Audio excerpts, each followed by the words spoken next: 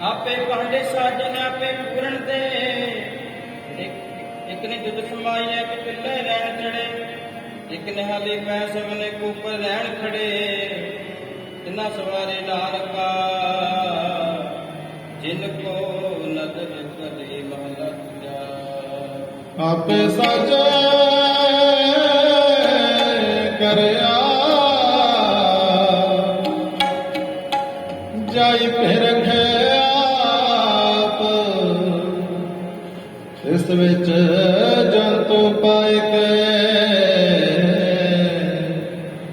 देखे थाव्यो थाव किसनो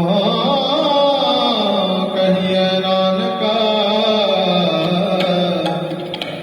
सब किछ आपे आप थोड़ी वडिया कुछ कहना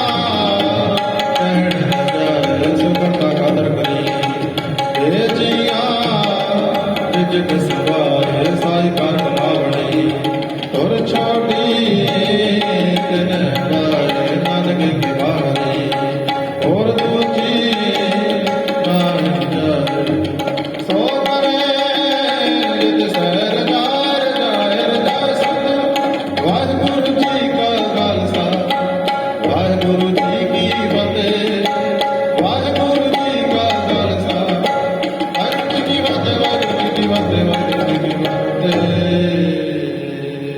पौड़ी ਵੱਡੇ ਕੀਆਂ ਵਡਿਆਈਆਂ ਕਿਸ ਕਹਿਣਾ ਕਹਿਣ ਨਾ ਜਾਏ ਸੋ ਕਰਤਾ ਕਾਦਰ ਕਰੀਮ ਦੇ ਜੀਆਂ ਰਿਸ਼ਕ ਸੰਭਾਲ ਸਾਈ ਕਾਰ ਕਮਾਵਣੀ ਤੂੰ ਛੋਟੀ ਤਿੰਨੈ ਪਾਏ ਨਾਨਕੇ ਕੀ ਬਾਹਰੀ ਹੋਰ ਦੂਜੀ ਨਾਹੀ ਜਾਏ ਸੋ ਕਰੇ ਜਿਤ ਸਹਿਰ ਜਾਏ ਸੋ ਕਰੇ ਜਿਤ ਸਹਿ ਜਾਏ ਸੁਧ ਵਡਾ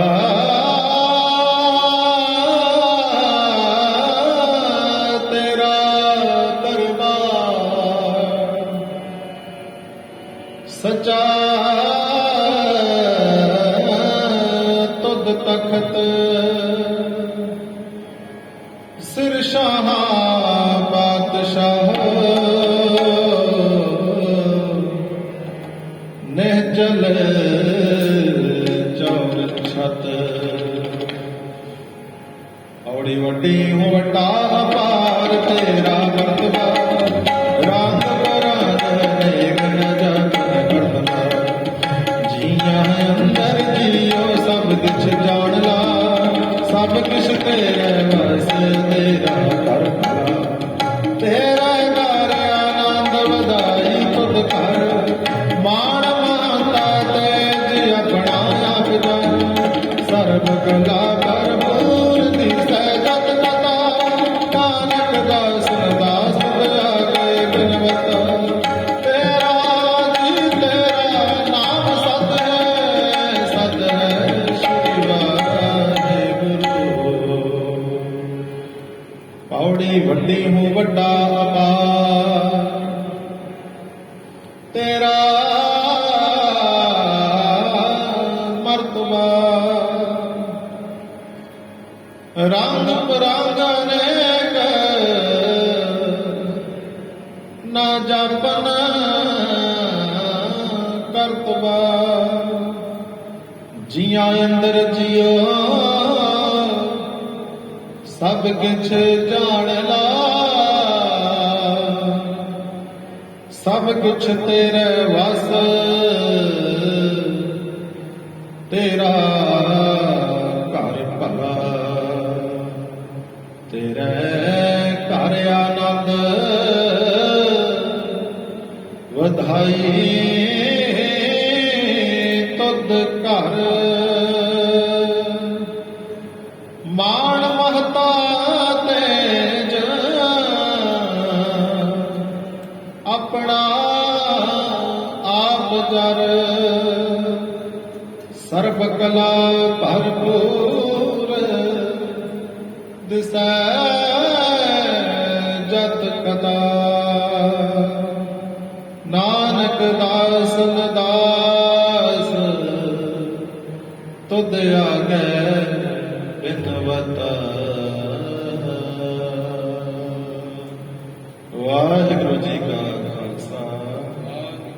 ਵਾਹਿਗੁਰੂ ਜੀ ਕੀ ਫਤਿਹ।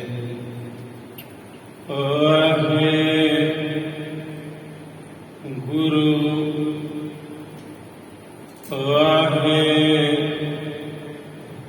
ਗੁਰੂ ਜੀ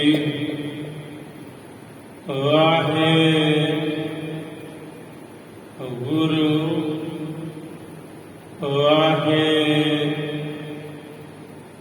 ਗੁਰੂ ਜੈਸੀ मैं आवे खसम की बाणी तैसड़ा करी ज्ञान वे लालो पाप की जन ले काबलों ताया जोरी मंगे दान वे लालो पाप की जान ले काबलो ताया जोरी मंगे दान वे लालो आवन 78 जान 97 होर भी उठसी मर्द का चेला होर भी उठसी मर्द का चेला होर भी उठसी मर्द का चेला कुत्ता राज बहाली है फिर चक्की चट्टा कुत्ता राज कुत्ता राज कुत्ता राज कुत्ता राज बहाली है फिर चक्की चट्टै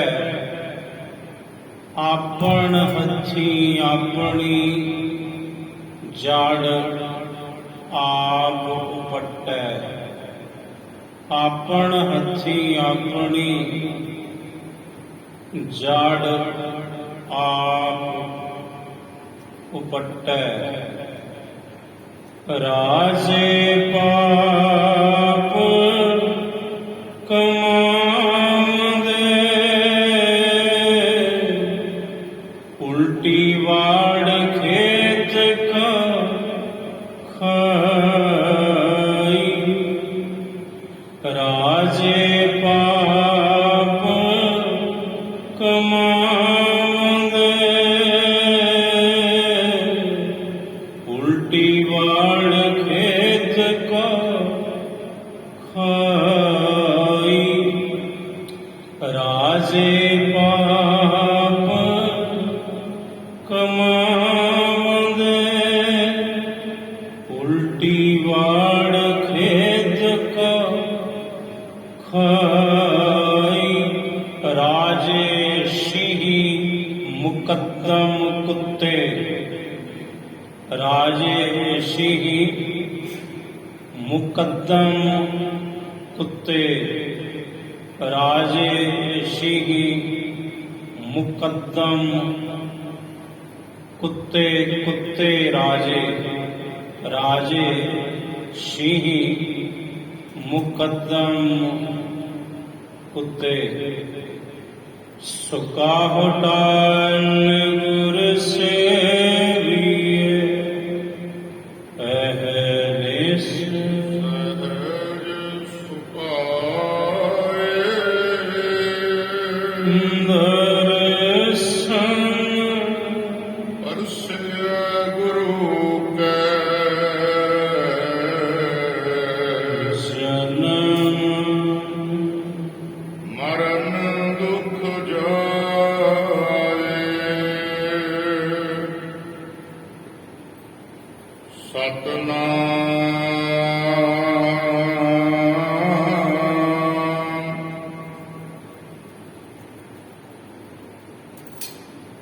ਸ੍ਰੀ ਵਾਹਿਗੁਰੂ ਸਾਹਿਬ ਜੀ।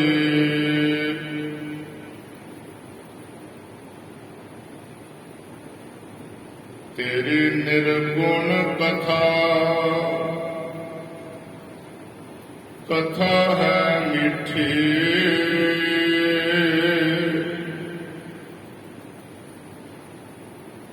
ਗੁਰ ਨੀਕੇ ਬਚਨ ਸਮਾਰੇ,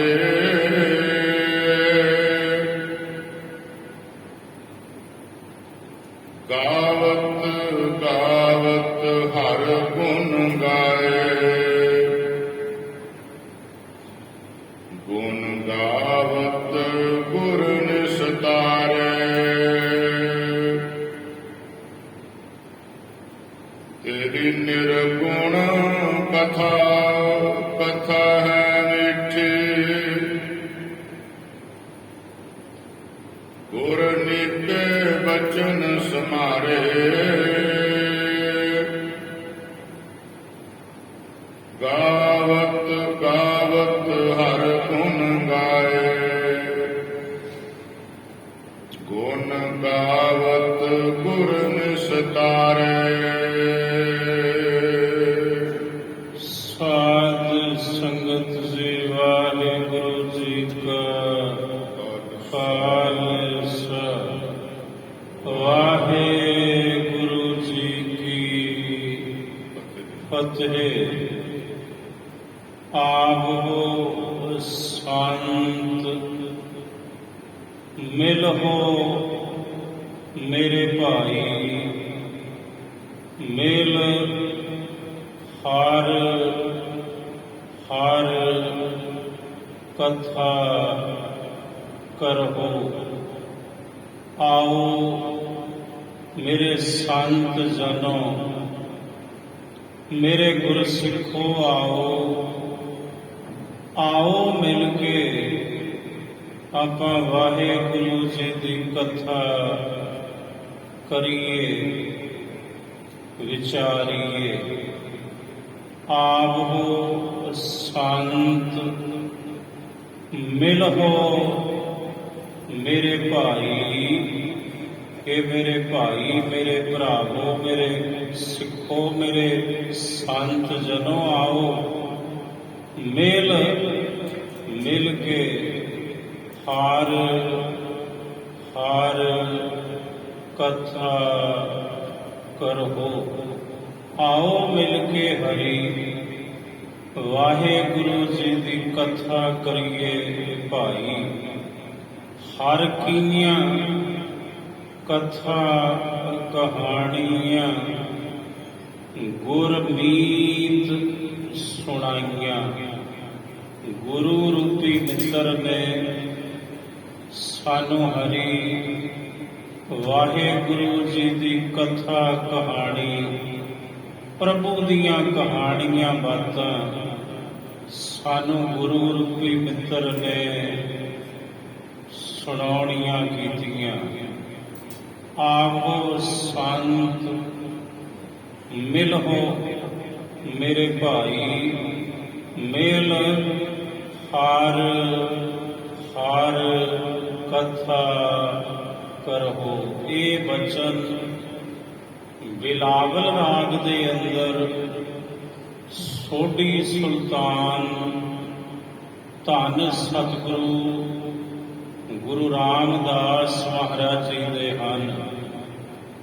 ਇਹ ਵੀ ਬਚਨ ਚੌਥੇ ਪਾਤਸ਼ਾਹ ਦੇ ਹਨ। ਹਰ ਕੀਆਂ ਕਥਾ ਕਹਾਣੀਆਂ ਗੁਰਮੀਤ ਸੁਣਾਈਆਂ।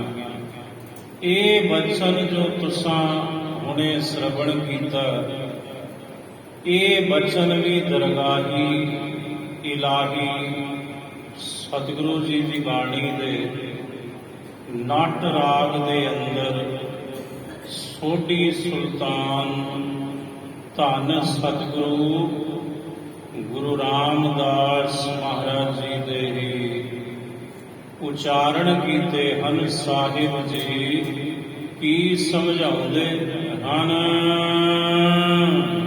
ਤੇਰੀ ਨਿਰਗੁਣ ਕਥਾ ਕਥਾ ਹੈ ਮਿੱਠੀ।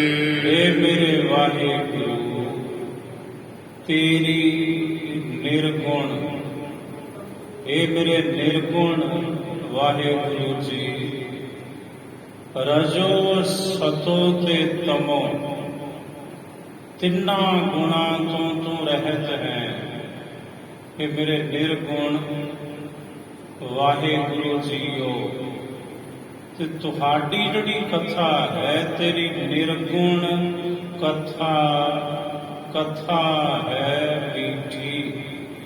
ਤੇਰੀ ਜਿਹੜੀ ਕਥਾ ਹੈ ਮੇਰੇ ਵਾਹਿਗੁਰੂ, ਮੇਰੇ ਸਤਿਗੁਰੂ ਜੀ, ਇਹ ਬੜੀ ਮਿੱਠੀ ਹੈ। ਤੇਰੀ ਕਥਾ ਸੁਣ, ਹਰ ਕਥਾ ਉਤਾਰੀ ਮੈਲ। ਅਸਾਂ ਤੇਰੀ ਕਥਾ ਨੂੰ ਸੁਣ ਸੁਣ ਕੇ ਹੀ ਜਨਮਾਂ ਜਨਮਾਂਤਰਾਂ ਦੀ ਚਿੰਬੜੀ ਹੋਈ ਜਿਹੜੀ ਮੈਲ ਸੀ, ਇਸ ਮਨ ਨੂੰ ਵਿਕਾਰਾਂ ਪਾਪਾਂ ਦੀ, ਉਹ ਅਸਾਂ ਉਤਾਰੀ ਹੈ। ਤੁਹਾਡੀ ਕਥਾ ਨੂੰ ਸੁਣ ਸੁਣ ਕੇ ਹੀ ਗੁਰ ਅੰਗਦ ਦਿਓ ਨਿਧਾਨ, ਅਕਾਥ ਕਥਾ ਗਿਆਨ। ਧੰਨ ਸਤਿਗੁਰੂ ਗੁਰੂ ਅੰਗਦ ਦੇਵ ਸਾਹਿਬ ਜੀ ਮਹਾਰਾਜ, ਜਿਨ੍ਹਾਂ ਨੇ ਇਹ ਮਰਿਆਦਾ ਚਲਾਈ ਕਿ ਗੁਰੂ ਦਰਬਾਰ ਦੇ ਅੰਦਰ, ਗੁਰੂ ਘਰ ਦੇ ਵਿੱਚ ਗੁਰ ਇਤਿਹਾਸ ਦੀ ਭਾਈ ਕਥਾ ਅਤੀ ਜ਼ਰੂਰੀ ਹੈ। ਤੇ ਕਥਾ ਦਾ ਖਜ਼ਾਨਾ ਗੁਰੂ ਅੰਗਦ ਦੇਵ ਸਾਹਿਬ ਜੀ ਮਹਾਰਾਜ ਜੀ ਨੇ ਆਪਣੇ ਸਿੱਖਾਂ ਨੂੰ ਬਖਸ਼ਿਆ। ਕਥਾ ਦਾ ਭਾਵ ਕੀ ਹੈ?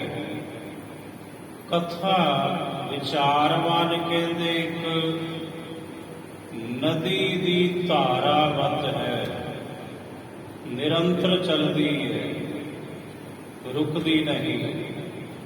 ਇਹਨੂੰ ਕਹਿੰਦੇ ਨੇ ਕਥਾ।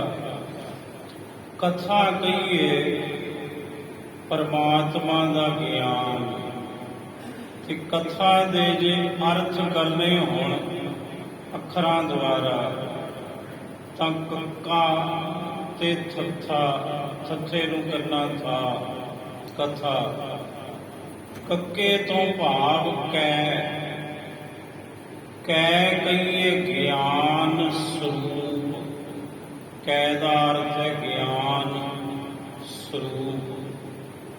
ਤੇ ਥੱਥੇ ਨੂੰ ਕਰਨਾ ਥਾ, ਜੋ ਸਾਨੂੰ ਤੁਹਾਨੂੰ ਸਾਡੇ ਹੀ ਅੰਦਰੋਂ, ਸਾਡੇ ਤੁਹਾਡੇ ਗਿਆਨ ਸਰੂਪ ਦੀ ਪ੍ਰਾਪਤੀ ਕਰਵਾ ਦੇਵੇ, ਉਹਨੂੰ ਕਹਿੰਦੇ ਨੇ ਕਥਾ। ਕਥਾ ਨਿਰੰਤਰ ਚੱਲਦੀ ਹੈ, ਰੁਕਦੀ ਨਹੀਂ। ਤਿੰਨ ਚੀਜ਼ਾਂ ਨੇ ਮਹਾਂਪੁਰਸ਼ ਕਹਿੰਦੇ। ਸੰਤ ਗਿਆਨੀ ਸੁੰਦਰ ਸਿੰਘ ਜੀ ਖਾਲਸਾ ਭਿੰਡਰਾਂ ਵਾਲੇ, ਸੰਤ ਗਿਆਨੀ ਗੁਰਬਚਨ ਸਿੰਘ ਜੀ ਖਾਲਸਾ ਭਿੰਡਰਾਂ ਵਾਲੇ, ਸੰਤ ਗਿਆਨੀ ਕਰਤਾਰ ਸਿੰਘ ਜੀ ਖਾਲਸਾ ਭਿੰਡਰਾਂ ਵਾਲੇ, ਸੰਤ ਗਿਆਨੀ ਜਰਨੈਲ ਸਿੰਘ ਜੀ ਖਾਲਸਾ ਭਿੰਡਰਾਂ ਵਾਲੇ ਮਹਾਂਪੁਰਸ਼। ਉਹ ਜਦੋਂ ਕਥਾ ਦੇ ਅਰਥ ਟਕਸਾਲ ਵਿੱਚ ਪੜ੍ਹਾਉਂਦੇ ਨੇ, ਤੇ ਮਹਾਂਪੁਰਸ਼ਾਂ ਨੇ ਪੜ੍ਹਾਏ ਨੇ, ਉਹ ਕਹਿੰਦੇ ਤਿੰਨ ਚੀਜ਼ਾਂ ਹੁੰਦੀਆਂ। ਇੱਕ ਹੁੰਦੀ ਹੈ ਕਥਾ, ਇੱਕ ਹੁੰਦੀ ਹੈ ਜਥਾ, ਔਰ ਇੱਕ ਹੁੰਦੀ ਹੈ ਤਥਾ। ਕਥਾ ਨਿਰੰਤਰ ਚੱਲੇਗੀ, ਨਾ ਇੱਧਰ ਤੇ ਨਾ ਉੱਧਰ। ਜੋ ਸ਼ਬਦ ਦਾ ਦਾਇਰਾ ਹੈ, ਉਹਦੇ ਇਰਦ ਗਿਰਦ ਹੀ ਕਥਾ ਨੇ ਚੱਲਣਾ ਹੈ, ਖੱਬੇ ਸੱਜੇ ਨਹੀਂ। ਦੂਸਰੀ ਹੁੰਦੀ ਹੈ ਜਥਾ। ਜਿਹੋ ਜਿਹਾ ਮਾਹੌਲ ਵੇਖਿਆ ਉਹੋ ਜਿਹੀ ਬਾਤ ਕਰ ਦਿੱਤੀ, ਉਹਨੂੰ ਕਹਿੰਦੇ ਨੇ ਜਥਾ। ਇੱਕ ਹੁੰਦੀ ਹੈ ਤਥਾ। ਮਹਾਂਪੁਰਸ਼ ਕਹਿੰਦੇ ਤਥਾ ਹੁੰਦੀ ਹੈ ਵੀ ਕਿਸੇ ਨੇ ਤੁਹਾਡੇ ਕੰਨ ਵਿੱਚ ਜੋ ਫੂਕ ਮਾਰੀ ਉਹੀ ਜਾ ਕੇ ਤੁਸੀਂ ਸੰਗਤ ਵਿੱਚ ਕਹਿ ਦਿੱਤਾ, ਉਹਨੂੰ ਕਹਿੰਦੇ ਨੇ ਤਥਾ। ਜਥਾ ਔਰ ਤਥਾ ਵਿੱਚ ਰਸ ਨਹੀਂ, ਟਿਕਾਓ ਨਹੀਂ, ਕੇਵਲ ਕਥਾ ਵਿੱਚ ਰਸ ਹੈ, ਕਥਾ ਵਿੱਚ ਟਿਕਾਓ ਹੈ। ਕਥਾ ਦਾ ਅਖਰੀ ਅਰਥ ਹੀ ਹੁੰਦਾ ਹੈ ਇਕਾਗਰਤਾ। ਤਾਂ ਕਿ ਸਤਿਗੁਰੂ ਕਹਿੰਦੇ, ਹੈ ਮੇਰੇ ਵਾਹਿਗੁਰੂ, ਮੇਰੇ ਨਿਰਗੁਣ ਪਰਮੇਸ਼ਰ, ਮਾਇਆ ਦੇ ਤਿੰਨੇ ਗੁਣਾਂ ਦਾ ਅਸਰ ਤੇਰੇ ਉੱਪਰ ਨਹੀਂ। ਮਾਇਆ ਨੂੰ ਬਣਾਇਆ ਤੂੰ, ਰਾਜ ਗੁਣ, ਤਮ ਗੁਣ, ਸਤ ਗੁਣ ਕਹੀਏ, ਇਹ ਤੇਰੀ ਸਭ ਮਾਇਆ, ਇਹ ਸਭ ਤੇਰੀ ਮਾਇਆ ਹੈ। ਤੇ ਮਾਇਆ ਦੇ ਹੀ ਗੁਣ ਨੇ ਤਿੰਨ, ਰਜੋ, ਸਤੋ ਤੇ ਤਮੋ।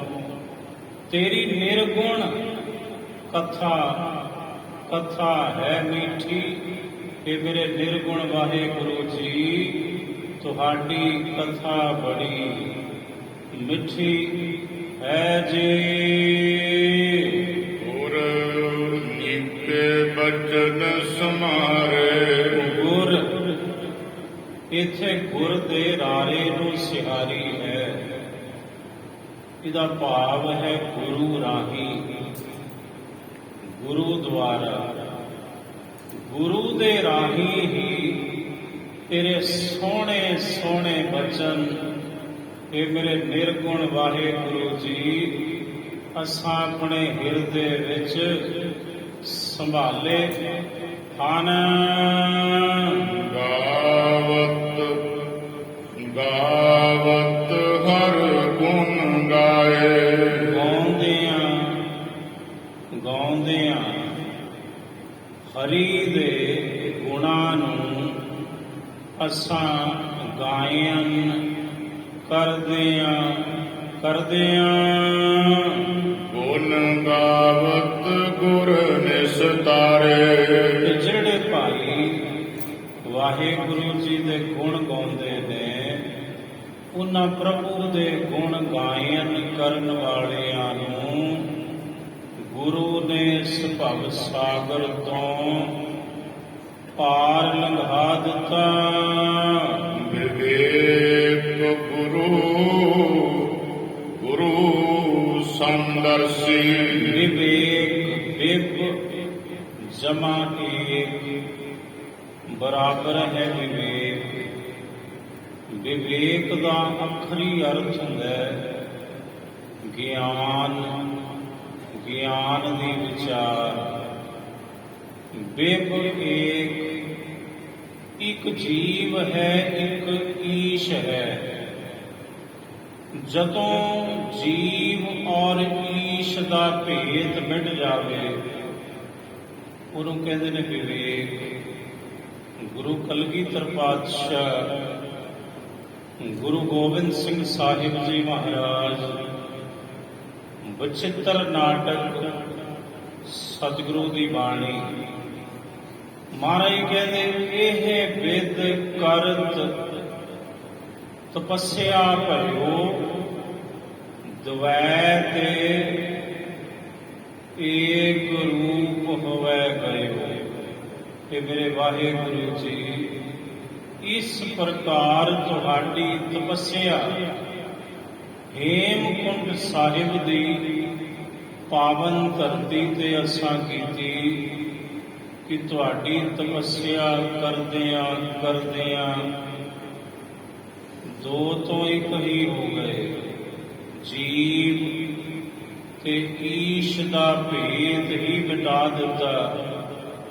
ਤੇਰੇ ਸਿਮਰਨ ਨੇ, ਤੇਰੀ ਬੰਦਗੀ ਨੇ, ਤੇਰੀ ਭਗਤੀ ਨੇ, ਤੇਰੀ ਤਪੱਸਿਆ ਨੇ, ਫਿਰ ਦੋ ਤੋਂ ਇੱਕ ਹੀ ਹੋ ਗਏ। ਇਹ ਵਿਦ ਕਰਤ ਤਪੱਸਿਆ ਭਇਓ, ਦਵੈ ਤੇ ਏਕ ਰੂਪ ਹੋਵੇ ਗਇਓ। ਇਹਨੂੰ ਕਹਿੰਦੇ ਨੇ ਵਿਵੇਕ, ਦੋ ਤੋਂ ਇੱਕ ਹੋ ਜਾਣਾ। ਵਿਵੇਕ ਗਿਆਨ, ਵਿਵੇਕ ਵਿਚਾਰ, ਵਿਵੇਕ ਗਿਆਨ ਦੀ ਵਿਚਾਰ। ਸੋ ਵਿਵੇਕ ਗੁਰੂ, ਜਿਹੜਾ ਗੁਰੂ ਹੈ ਭਾਈ ਸਾਡਾ, ਉਹ ਵਿਵੇਕ ਹੈ, ਵਿਵੇਕੀ ਹੈ, ਗਿਆਨਵਾਨ ਹੈ, ਸ੍ਰੇਸ਼ਟ ਤੇ ਗਿਆਨ ਦੀ ਵਿਚਾਰ ਕਰਨ ਵਾਲਾ ਹੈ ਸਾਡਾ ਗੁਰੂ। ਵਿਵੇਕ ਗੁਰੂ, ਗੁਰੂ ਸਮਦਰਸੀ। ਤੇ ਸਾਡਾ ਜਿਹੜਾ ਗੁਰੂ ਹੈ ਉਹ ਸਮਦਰਸੀ ਹੈ, ਸਮਦ੍ਰਿਸ਼ਟੀ ਰੱਖਦਾ ਹੈ। ਸਾਡੇ ਗੁਰੂ ਦੀ ਨਜ਼ਰ ਵਿੱਚ ਕੋਈ ਭੇਦ ਭਾਵ ਨਹੀਂ। ਇਸੇ ਲਈ ਗੁਰੂ ਕਹਿੰਦੇ ਨੇ, ਕੋਈ ਬੋਲੇ ਰਾਮ ਰਾਮ, ਕੋਈ ਖੁਦਾਏ, ਕੋਈ ਸੇਵੈ ਗੁਸਈਆਂ, ਕੋਈ ਅੱਲਾ ਹੈ। ਸਾਡਾ ਗੁਰੂ ਸਮਦਰਸੀ ਹੈ, ਜਿਹੜਾ ਗੁਰੂ ਆਖਦਾ ਭਾਈ ਏਕ ਪਿਤਾ ਏਕਸ ਕੇ ਹਮ ਬਾਰਿਕ। ਸਾਡਾ ਗੁਰੂ ਸਮਦਰਸੀ ਹੈ, ਜਿਹੜਾ ਇਹ ਹੁਕਾ ਦਿੰਦਾ ਹੈ, ਮਾਨਸ ਕੀ ਜਾਤ ਸਭੈ ਏਕੈ ਪਹਿਚਾਨ ਹੋ। ਸਾਡਾ ਗੁਰੂ ਸਮਦਰਸੀ ਹੈ, ਜਿਹੜਾ ਐਲਾਨੀਆਂ ਕਹਿੰਦਾ ਅਵਲ ਅੱਲ੍ਹ ਨੂਰ ਉਪਾਇਆ, ਕੁਦਰਤ ਕੇ ਸਭ ਬੰਦੇ ਏਕ ਨੂਰ ਤੇ ਸਭ ਜਗ ਉਪਜਿਆ। ਕੌਣ ਭਲੇ ਕੋ ਬੰਦੇ। ਐਸਾ ਸਮਦਰਸੀ, ਐਸਾ ਨਿਰਵੈਰ ਸਾਡਾ ਗੁਰੂ ਹੈ। ਤੇ ਉਸੇ ਸਮਦਰਸੀ ਤੇ ਨਿਰਵੈਰ ਗੁਰੂ ਦੇ ਘਰ ਦੇ ਉੱਪਰ ਹਿੰਦੁਸਤਾਨ ਦੀ ਫੌਜ ਚੜ੍ਹ ਕੇ ਆਈ।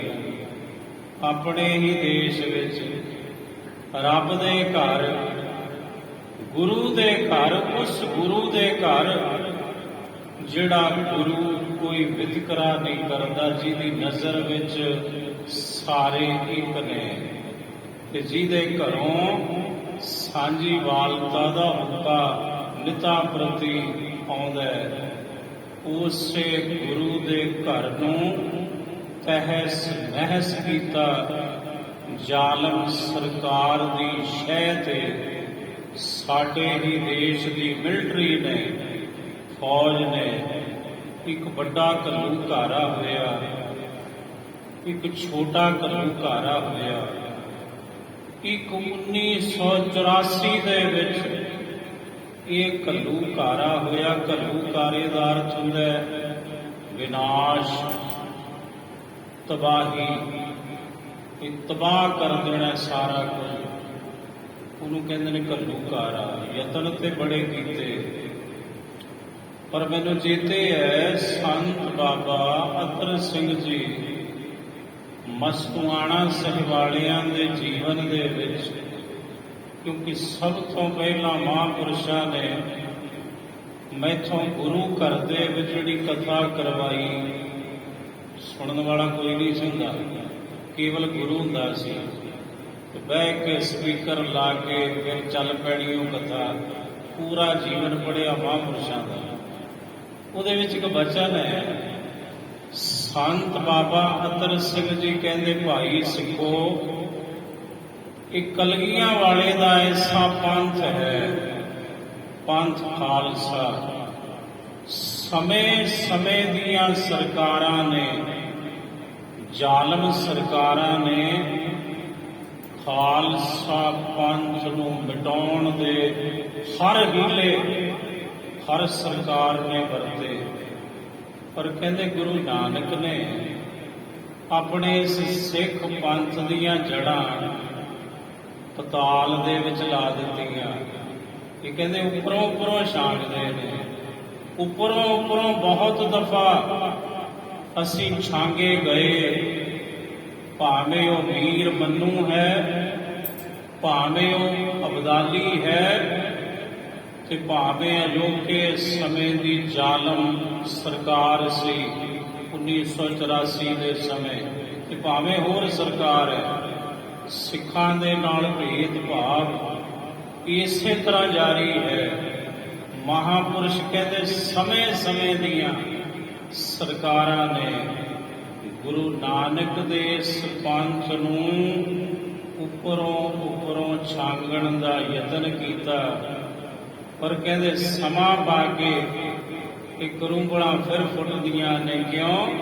ਕਿਉਂਕਿ ਇਸ ਪੰਥ ਦੀਆਂ ਜੜ੍ਹਾਂ ਪਤਾਲ ਵਿੱਚ ਨੇ, ਜਿਹਨੂੰ ਕਦੇ ਵੀ ਕੋਈ ਵੱਢ ਨਹੀਂ ਸਕੇਗਾ, ਤੇ ਪੰਥ ਖਾਲਸਾ ਸਦਾ ਸਲਾਮਤ ਰਹੇਗਾ। ਕਿਉਂਕਿ ਪ੍ਰਗਟਿਓ ਖਾਲਸਾ ਪਰਮਾਤਮ ਕੀ ਮੌਜ। ਉਹ ਜਿਹੜਾ ਪੰਥ ਹੀ ਪਰਮਾਤਮਾ ਦਾ ਹੋਵੇ, ਉਹਦਾ ਨਾਸ਼ ਕੌਣ ਕਰ ਸਕਦਾ। ਪਰ ਬੜੇ ਯਤਨ ਕੀਤੇ, ਸ੍ਰੀ ਅਕਾਲ ਤਖਤ ਸਾਹਿਬ ਟਹਿ ਢੇਰੀ ਕਰ ਦਿੱਤੇ ਗਏ।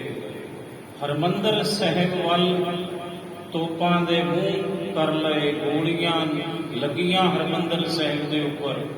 ਧੰਨ ਗੁਰੂ ਗ੍ਰੰਥ ਸਾਹਿਬ ਮਹਾਰਾਜ ਜੀ ਦੇ ਪਾਵਨ ਸਰੂਪ ਨੂੰ ਗੋਲੀਆਂ ਵੱਜੀਆਂ, ਔਰ ਛੋਟੇ ਛੋਟੇ ਬੱਚੇ, ਮਾਵਾਂ ਦੇ ਦੁੱਧ ਚੁੰਘਦੇ ਬੱਚੇ ਵੀ ਜ਼ਾਲਮਾਂ ਨੇ ਬਖਸ਼ੇ ਨਹੀਂ, ਉਹਨਾਂ ਨੂੰ ਵੀ ਸ਼ਹੀਦ ਕਰ ਦਿੱਤਾ ਗਿਆ।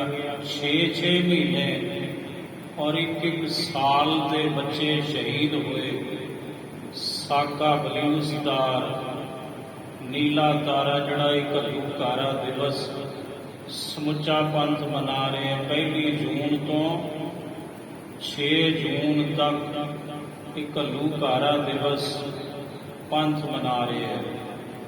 ਇੱਕ ਇਹ ਤੀਸਰਾ ਘੱਲੂਘਾਰਾ ਹੋਇਆ। ਇੱਕ ਚੌਥਾ ਘੱਲੂਘਾਰਾ ਕਦੋਂ ਹੋਇਆ? 1986 ਦੇ ਵਿੱਚ, ਜਿਹਨੂੰ ਬਲੈਕ ਥੰਡਰ ਆਪਰੇਸ਼ਨ ਦਾ ਨਾਮ ਦਿੱਤਾ ਗਿਆ। ਔਰ ਇਹ ਜਿਹੜਾ ਬਲੈਕ ਥੰਡਰ ਆਪਰੇਸ਼ਨ ਸੀ, ਜੋ ਮੁੜ ਹਰਿਮੰਦਰ ਸਾਹਿਬ ਦੇ ਵਿੱਚ, ਅੰਮ੍ਰਿਤਸਰ ਸਾਹਿਬ, ਗੁਰੂ ਰਾਮਦਾਸ ਮਹਾਰਾਜ ਇਸ ਨਿਰਵੈਰ ਸਤਿਗੁਰੂ ਦੇ ਘਰੇ ਜਦੋਂ ਏਜੰਸੀਆਂ ਚੜ੍ਹ ਕੇ ਆਈਆਂ ਸਨ, ਮੁੜ ਫੌਜਾਂ ਚੜ੍ਹ ਕੇ ਆਈਆਂ ਸਨ, ਉਹ ਘੱਲੂਘਾਰਾ ਸੀ 1986 ਵਿੱਚ ਵਰਤਿਆ, ਜਿਹਨੂੰ ਬਲੈਕ ਥੰਡਰ ਦਾ ਨਾਮ ਦਿੱਤਾ ਗਿਆ। ਔਰ ਇਹ ਘੱਲੂਘਾਰਾ, ਇਹਦੀ ਕਮਾਂਡ ਜਿਹੜੀ ਸੀ, ਸਾਡੇ ਦੇਸ਼ ਦਾ ਜਿਹੜਾ ਇਸ ਵਕਤ NSA national security adviser Ajit Doval ਹੈ, ਜਿਹੜਾ ਪਾਕਿਸਤਾਨ ਦੇ ਵਿੱਚ 6 ਸਾਲ ਮੁਸਲਮਾਨ ਦੇ ਭੇਸ ਵਿੱਚ ਰਿਹਾ, ਕਿ ਉਹਨੇ ਜਸੂਸੀ ਕੀਤੀ ਪਾਕਿਸਤਾਨ ਵਿੱਚ ਜਾ ਕੇ। ਉਹ ਹੈ ਅਜੀਤ ਡੋਵਾਲ, ਜਿਹੜਾ ਸਾਰਾ ਆਪਰੇਟ ਕਰਦਾ ਇਸ ਵਕਤ। ਮਿਲਟਰੀ ਨੂੰ ਜੋ ਨੇ ਕਹਿਣਾ, ਮਿਲਟਰੀ ਨੇ ਉਹ ਕਰਨਾ ਹੈ। ਇਹੀ ਅਜੀਤ ਡੋਵਾਲ ਦੀ ਇੰਟਰਵਿਊ ਇੱਕ ਟੀਵੀ ਚੈਨਲ ਹੈ, ਸਾਧ ਸੰਗਤ ਐਪਿਕ ਚੈਨਲ ਹੈ ਟੀਵੀ। ਔਰ ਅਜੀਤ ਡੋਵਾਲ ਨੇ ਆਪਣੀ ਇੰਟਰਵਿਊ ਦਿੱਤੀ ਉਸ ਚੈਨਲ ਦੇ ਉੱਪਰ, ਜੋ ਮੈਂ ਖੁਦ ਸੁਣੀ। ਅਜੀਤ ਡੋਵਾਲ ਨੇ ਪਤਾ ਕੀ ਕਿਹਾ?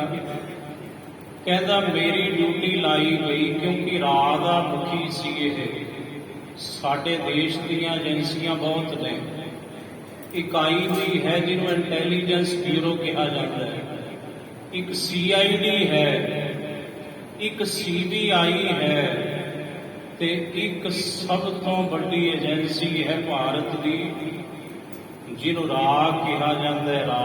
RAW, ਰਾਹ ਰਿਸਰਚ ਐਨਾਲਿਸਿਸ ਵਿੰਗ ਹੈ ਉਹ। ਇਹ ਰਾਹ ਦਾ ਅਰਥ ਹੈ, ਤੇ ਰਾਹ ਦਾ ਮੁਖੀ ਸੀ ਇਹ ਅਜੀਤ ਡੋਵਾਲ। ਤੇ ਜਿਹੜਾ ਰਾਹ ਦਾ ਮੁਖੀ ਸੀ, ਉਹ ਖੁਦ ਹਰਿਮੰਦਰ ਸਾਹਿਬ ਦੇ ਵਿੱਚ ਆਇਆ, ਦਰਬਾਰ ਸਾਹਿਬ ਦੇ ਵਿੱਚ ਆਇਆ, ਉਸ ਵਕਤ ਜਿਹੜੇ ਸਿੰਘ ਸਨ ਇਹਨੂੰ ਪਹਿਚਾਣ ਨਾ ਸਕੇ, ਕਿਉਂਕਿ ਇਹਨੇ ਸਿੱਖੀ ਸਰੂਪ ਧਾਰਨ ਕੀਤਾ ਸੀ। ਉਸ ਵਕਤ ਕੇਸਰੀ ਇਹ ਪਟਕਾ ਬੰਨਦਾ ਸੀ, ਉਦੋਂ ਰਿਕਸ਼ੇ ਵਾਲਾ ਵੀ ਬਣਿਆ। ਇਹ ਸਾਡੇ ਦੇਸ਼ ਦਾ ਰਾਹ ਦਾ ਮੁਖੀ। ਵੇਖੋ ਕਰਦੇ ਕੀ ਨੇ ਏਜੰਸੀਆਂ, ਕਰਦੀਆਂ ਕੀ ਨੇ। ਪਹਿਲਾਂ ਇਹ ਰਿਕਸ਼ੇ ਵਾਲਾ ਬਣਿਆ, ਇਹ ਦਰਬਾਰ ਸਾਹਿਬ ਸੰਗਤਾਂ ਨੂੰ ਲਿਆਉਂਦਾ ਰਿਹਾ, ਭੇਤ ਲੈਂਦਾ ਰਿਹਾ। ਫਿਰ ਹੌਲੀ ਹੌਲੀ ਇਹਨੇ ਰਿਕਸ਼ਾ ਛੱਡਿਆ, ਇਹ ਦਰਬਾਰ ਸਾਹਿਬ ਦੇ ਜਿਹੜੇ ਖਾੜਕੂ ਸਿੰਘ ਸਨ ਉਹਨਾਂ ਦੇ ਵਿੱਚ ਪ੍ਰਵੇਸ਼ ਕਰ ਗਿਆ ਤੇ ਇਹਨੇ ਆਪਣੇ ਆਪ ਨੂੰ ISI ਦਾ ਏਜੰਟ ਕਿਹਾ ਕਿ ਮੈਂ ਪਾਕਿਸਤਾਨ ਤੋਂ ਹਾਂ, ਤੇ ਦੱਸੋ ਤੁਹਾਨੂੰ ਕੀ ਚਾਹੀਦਾ, ਕੀ ਕਰਨਾ ਚਾਹੁੰਦੇ ਹੋ। ਸਿੰਘਾਂ ਦੇ ਸਾਰੇ ਭੇਤ ਇਹਨੇ ਲਏ। ਅਸਲਾ ਕਿੱਥੇ ਪਿਆ, ਕਿੱਥੇ ਕਿੱਥੇ ਸਿੰਘ ਨੇ। ਚੋਟੀ ਦੇ ਖਾੜਕੂ ਸਿੰਘ ਸਨ। 1986 ਦੇ ਵਿੱਚ ਜਿਹੜਾ ਬਲੈਕ ਥੰਡਰ ਆਪਰੇਸ਼ਨ ਚੌਥਾ ਘੱਲੂਘਾਰਾ ਹੋਇਆ ਸੀ 84 ਤੋਂ ਬਾਅਦ। ਇਹਨੇ ਜਦੋਂ ਸਾਰੀ ਜਾਣਕਾਰੀ ਇਕੱਠੀ ਕਰ ਲਈ, ਅਜੀਤ ਡੋਵਾਲ ਨੇ ਆਪਣੇ ਮੂੰਹੋਂ ਬੋਲੇ ਹੋਏ ਬੋਲ ਨੇ, ਕਹਿੰਦਾ ਉਸ ਤੋਂ ਬਾਅਦ ਮੈਂ ਦਿੱਲੀ ਗਿਆ ਤੇ ਦਿੱਲੀ ਜਾ ਕੇ ਮੇਰੀ ਪ੍ਰਧਾਨ ਮੰਤਰੀ ਨਾਲ ਮੀਟਿੰਗ ਹੋਈ, ਕਿਉਂਕਿ ਰਾਜ ਜਿਹੜੀ ਹੈ ਇਹਦਾ ਕਿਤੇ ਦਫ਼ਤਰ ਨਹੀਂ ਹੈ ਪੂਰੇ ਦੇਸ਼ ਵਿੱਚ। ਇਹਦਾ ਦਫ਼ਤਰ ਦਫ਼ਤਰਾਂ ਦੇ ਵਿੱਚ ਹੁੰਦਾ ਹੈ। ਜਿੱਥੇ ਏਜੰਸੀ ਹੈ NIA ਜਾਂ ਤੇ ਉਹਦੇ ਵਿੱਚ ਇਹਦਾ ਕੋਈ ਦਫ਼ਤਰ ਹੁੰਦਾ ਹੈ ਗੁਪਤ। ਜਿਹੜੀ ਰਾਹ ਹੈ ਆਪਣੀ ਸਿੱਧੀ ਰਿਪੋਰਟ ਪ੍ਰਾਈਮ ਮਿਨਿਸਟਰ ਨੂੰ ਕਰਦੀ ਹੈ, ਹੋਰ ਕਿਸੇ ਨੂੰ ਉਹਨਾਂ ਦਾ ਕੋਈ ਵਾਸਤਾ ਨਹੀਂ, ਨਾ ਪੁਲਿਸ ਨਾਲ ਨਾ ਮਿਲਟਰੀ ਦੇ ਨਾਲ। ਇਹਦੀ ਮੀਟਿੰਗ ਹੋਈ ਪ੍ਰਧਾਨ ਮੰਤਰੀ ਨਾਲ 1986 ਵਿੱਚ। ਇਹਨੇ ਕਿਹਾ ਵੀ ਆਪਰੇਸ਼ਨ ਕਰੋ ਤੇ ਆਪਾਂ ਸਾਰਾ ਉੱਥੋਂ ਸਫਾਇਆ ਕਰਦੇ ਹਾਂ। ਫਿਰ ਅਜੀਤ ਡੋਵਾਲ ਦੇ ਕਹਿਣ ਤੇ ਜਿਹੜੇ ਜਹਾਜ਼ ਸਨ ਏਅਰ ਫੋਰਸ ਦੇ ਜਾਂ ਏਅਰ ਫੋਰਸ ਦੇ ਅਫਸਰ, ਉਹ ਰਾਜਾ ਸਾਂਸੀ ਅੱਡੇ ਆਏ ਅੰਮ੍ਰਿਤਸਰ ਸਾਹਿਬ। ਉਹਨੇ ਆਪਣੇ ਮੂੰਹੋਂ ਦੱਸਿਆ, ਜਦੋਂ ਸਾਰੀ ਫੌਜ ਰਾਜਾ ਸਾਂਸੀ ਇਕੱਠੀ ਹੋ ਗਈ, ਨਕਸ਼ੇ ਨੇ ਦੇ ਦਿੱਤੇ, ਫਿਰ ਇਹ ਆਇਆ ਦਰਬਾਰ ਸਾਹਿਬ ਭੇਸ ਬਦਲ ਕੇ ਸਿੰਘਾਂ ਦੇ ਵਿੱਚ। ਫਿਰ ਅੰਮ੍ਰਿਤਸਰ ਸਾਹਿਬ ਤੋਂ ਹੀ ਰਾਜਾ ਸਾਂਸੀ ਅੱਡੇ ਗਿਆ ਤੇ ਕਹਿੰਦਾ ਅੱਜ ਰਾਤ ਨੂੰ ਲਾਈਟ ਬੰਦ ਕਰਕੇ ਆਪਰੇਸ਼ਨ ਕਰ ਦਿਓ। ਕੁਝ ਅਫਸਰ ਇਹਨੇ ਆਪਣੇ ਨਾਲ ਅੰਦਰ ਲਿਆਂਦੇ, ਸਾਰਾ ਭੇਤ ਦਿੱਤਾ। ਫਿਰ ਉਹ ਚੌਥਾ ਘੱਲੂਘਾਰਾ ਵਰਤਿਆ ਸੀ ਜਿਹਨੂੰ ਬਲੈਕ ਥੰਡਰ ਆਪਰੇਸ਼ਨ ਕਿਹਾ ਜਾਂਦਾ 86 ਵਿੱਚ। ਤੇ ਆਹ ਘੱਲੂਘਾਰਾ ਜਿਹੜਾ ਪੰਥ ਪੂਰਾ ਇਹ ਹਫ਼ਤਾ ਮਨਾ ਰਿਹਾ ਹੈ ਕਿ 1984 ਦੇ ਵਿੱਚ ਵਰਤਿਆ। ਵੇਖੋ ਕੈਸਾ ਗੁਰੂ ਹੈ, ਸਮਦਰਸੀ, ਜਿਹਦੀ ਨਜ਼ਰ ਵਿੱਚ ਬਾਦਸ਼ਾਹ ਭਿਖਾਰੀ, ਹਿੰਦੂ ਮੁਸਲਿਮ ਸਿੱਖ ਸਭ ਇੱਕ ਨੇ। ਉਸੇ ਗੁਰੂ ਦੇ ਘਰ ਦੇ ਉੱਪਰ ਫੌਜਾਂ ਚੜ ਕੇ ਆਈਆਂ। ਪੰਕਤੀ ਦੁਆਰਾ ਸੁਣੋ ਜੀ। ਵਿਵੇਕ ਗੁਰੂ ਸਮਦਰਸੀ। ਸਾਡਾ ਗੁਰੂ ਵਿਵੇਕ ਹੈ, ਸਾਡਾ ਗੁਰੂ ਸਮਦਰਸੀ ਹੈ। ਉਹਦੀ ਦ੍ਰਿਸ਼ਟੀ ਸਮ ਹੈ, ਬਰਾਬਰ ਹੈ। ਬਾਦਸ਼ਾਹ, ਭਿਖਾਰੀ, ਗਿਆਨੀ, ਅਗਿਆਨੀ, ਹਿੰਦੂ, ਮੁਸਲਮ ਕੋਈ ਵਿਤਕਰਾ ਨਹੀਂ। ਸਾਡੇ ਗੁਰੂ ਦੀ ਨਜ਼ਰ ਵਿੱਚ ਤਿਸ ਮਿਲੀਐ ਸੰਤ ਉਤਾਰੇ। ਹੁਣ ਐਸੇ ਗੁਰੂ ਨੂੰ ਭਾਈ ਮਿਲਣਾ ਕਰੀਏ ਤੇ ਐਸੇ ਗੁਰੂ ਨੂੰ ਮਿਲ ਕੇ ਆਪਣੇ ਮਨ ਦੇ ਉੱਪਰ ਜਿਤਨੇ ਵੀ ਸ਼ੰਕੇ ਨੇ ਮਨਾਂ ਦੇ ਅੰਦਰ, ਉਹਨਾਂ ਨੂੰ ਉਤਾਰਨਾ ਕਰੀਏ। ਤੇ ਅਸੀਂ ਐਸੇ ਗੁਰੂ ਨੂੰ ਮਿਲ ਕੇ ਹੀ ਆਪਣੇ ਤਮਾਮ ਸ਼ੰਕੇ, ਸਹਿਸੇ ਭਰਮ ਨਿਵਰਤ ਕੀਤੇ ਹਨ। ਸਤਿਗੁਰ ਮਿਲਿਆ ਪਦ ਪਾਇਆ। ਸਤਿਗੁਰੂ ਨੂੰ ਮਿਲ ਕੇ ਪਰਮ ਪਦਵੀ ਨੂੰ ਅਸਾਂ ਪ੍ਰਾਪਤ ਕੀਤਾ, ਪਾਉਣਾ ਕੀਤਾ। ਆਉ ਸਤਿਗੁਰ ਕੈ ਬਲਿਹਾਰੇ। ਤਾਂ ਕਿ ਮੈਂ ਤੇ ਸਿੱਖੋ ਆਪਣੇ ਸਤਿਗੁਰੂ ਤੋਂ, ਧੰਨ ਗੁਰੂ ਅਮਰਦਾਸ ਸਾਹਿਬ ਜੀ ਤੋਂ ਸਦਕੇ ਕੁਰਬਾਨ ਜਾਂਦਾ ਹਾਂ। ਤੇ ਮੇਰੇ ਪਿਆਰੇ ਸਿੱਖੋ, ਕਿ ਮੇਰੇ ਸੰਤ ਜਨੋ, ਤੁਸੀਂ ਵੀ ਭਾਈ ਦਮ ਆਪਣੇ ਗੁਰੂ ਤੋਂ, ਸਤਿਗੁਰੂ ਤੋਂ ਕੁਰਬਾਨ ਜਾਇਆ ਕਰੋ। ਪਾਖੰਡ ਕਰ ਭਰਮੇ। ਅਡੰਬਰ ਹੀ ਅਡੰਬਰ, ਪਖੰਡ ਹੀ ਪਖੰਡ ਕਰਕੇ ਇਹ ਜੀਵ ਬੜੇ ਭਰਮੇ। ਲੋਭ ਪਾਖੰਡ ਜਗ ਬੁਰਿਆਰੇ। ਲੋਭ ਤੇ ਜਿਹੜਾ ਅਡੰਬਰ ਹੈ, ਪਖੰਡ ਹੈ, ਇਸ ਜਗਤ ਦੇ ਵਿੱਚ ਸਭ ਤੋਂ ਬੁਰਾ ਹੈ। ਲੋਭ, ਤਮਾ, ਲਾਲਚ ਤੇ ਆ ਪਖੰਡ ਹੈ, ਜਿਹੜਾ ਅਡੰਬਰ ਹੈ, ਛਲ ਕਪਟ ਹੈ, ਇਹ ਸਭ ਤੋਂ ਬੁਰਾ ਹੈ। ਇਸ ਜਗਤ ਵਿੱਚ ਸਿੱਖੋ ਹਾਲਤ ਪਾਲਤ ਦੁਖਦਾਈ ਹੋਵੇ। ਲੋਕ ਤੇ ਪਰਲੋਕ ਫਿਰ ਦੁਖਦਾਈ ਹੁੰਦਾ ਹੈ। ਜਿਹੜਾ ਬੰਦਾ ਲੋਭ ਤੇ ਪਖੰਡ ਦਾ ਧਾਰਨੀ ਹੁੰਦਾ ਹੈ, ਉਹਨੂੰ ਨਾ ਇੱਥੇ ਸੁੱਖ ਤੇ ਨਾ ਉੱਥੇ ਸੁੱਖ। ਉਹ ਹਾਲਤ ਤੇ ਪਲਤ ਦੇ ਵਿੱਚ, ਲੋਕ ਤੇ ਪਰਲੋਕ ਵਿੱਚ ਭਾਈ ਫਿਰ ਦੁਖੀ ਹੀ ਹੁੰਦਾ ਏ। ਜਮਕਾਲ ਖੜਾ ਸਿਰ ਮਾਰੇ। ਜਮਕਾਲ, ਜਮ ਕੰਕਰ ਉਹਦੇ ਸਿਰ ਤੇ ਖੜਾ ਹੈ ਤੇ ਆਤਮਕ ਮੌਤੇ ਮਾਰਦਾ।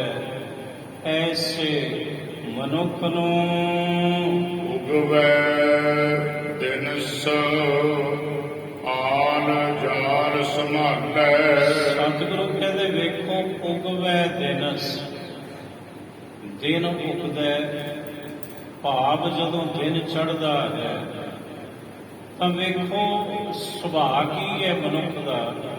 ਸਤਿਗੁਰੂ ਕਹਿੰਦੇ ਉਗਵੈ ਦਿਨਸ ਆਲ ਜਾਲ ਸੰਭਾਲੇ। ਆਲ ਕਹੀਏ ਆਲੇ ਹੈ ਘਰ, ਤੇ ਜਾਲ ਕਹੀਏ ਜੰਜਾਲ।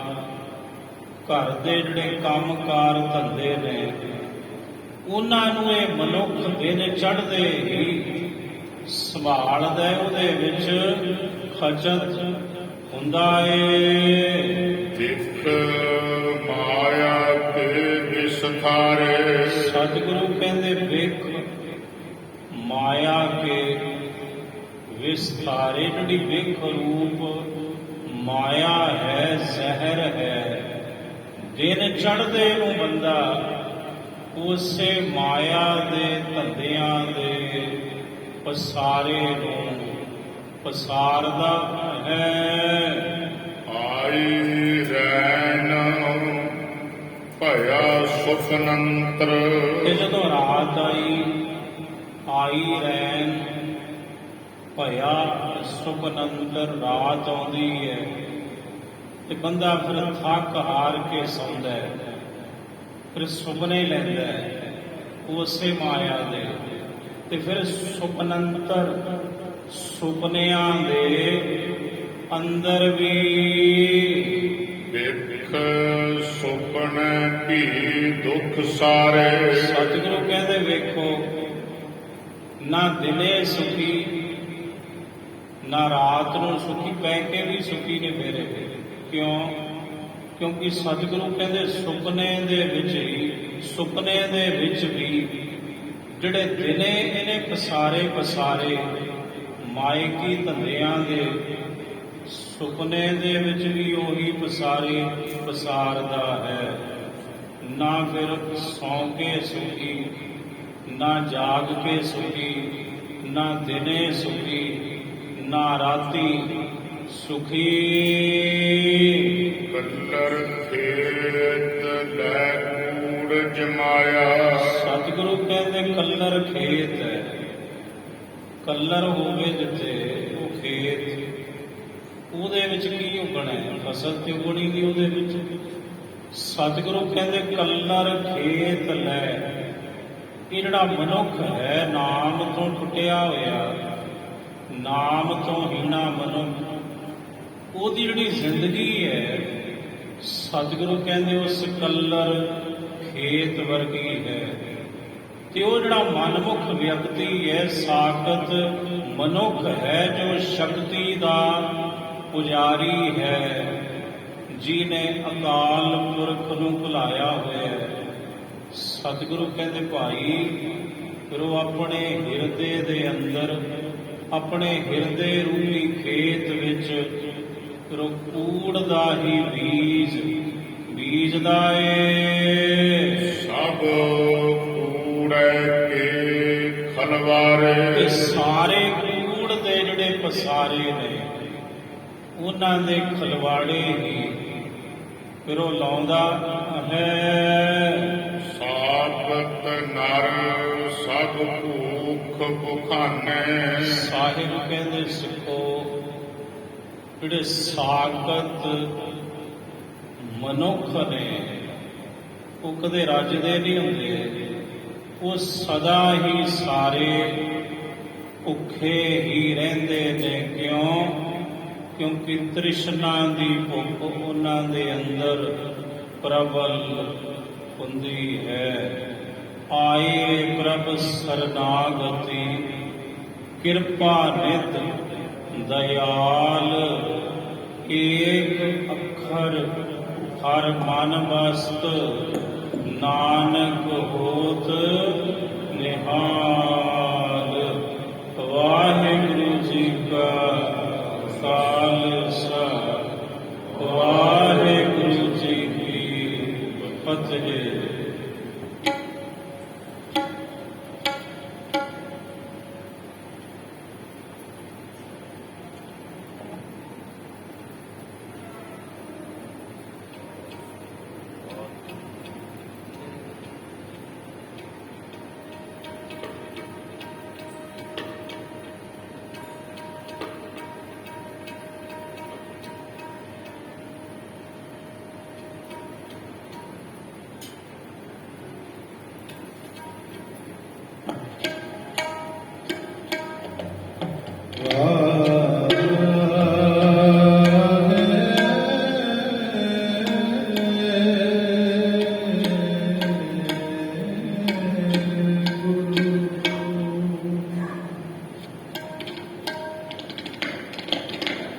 ਹਾਂ